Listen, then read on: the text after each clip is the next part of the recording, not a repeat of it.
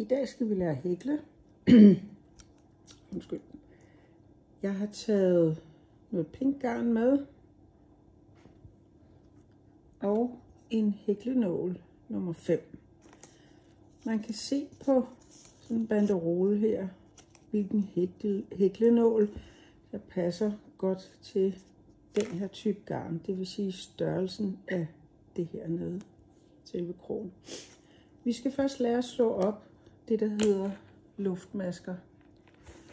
Når man skal lave luftmasker,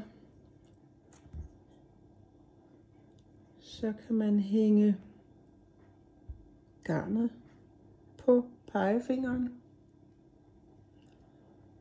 Og det allerførste er lidt det sværeste. Det er der mange, der synes.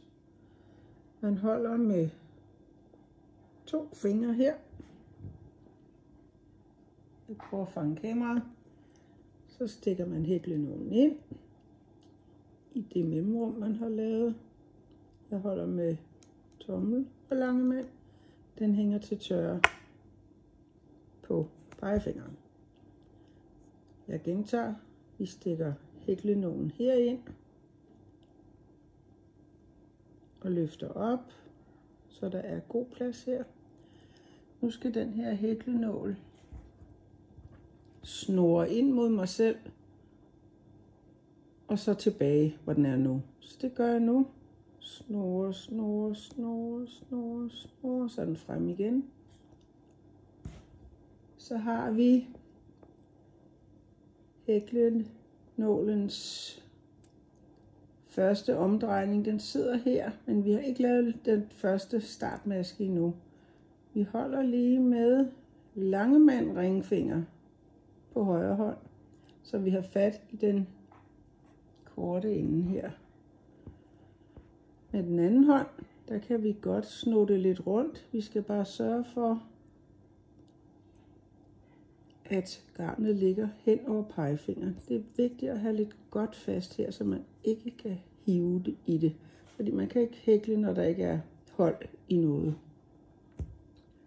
Så skal jeg have det lange garn ind i den der, vi lige har snurret rundt.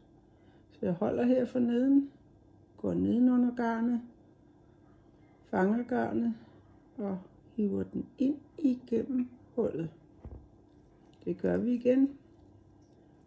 Lad endelig være at stramme, for det kan man ikke bruge til noget, for man skal ned og hækle i maskerne senere, når vi skal lave fastmasker. Vi holder lidt rigeligt garn. Garnet ligger stadigvæk over pegefingeren. Vi har fat, så det ikke stikker af. Og hernede har vi fat med de her 2 fingre, nemlig ringfinger og langemand. Vi går under garnet. Holder lidt kontra, så man kan hive med den her hånd. Trækker det igennem. Og så er der endnu en luftmaske.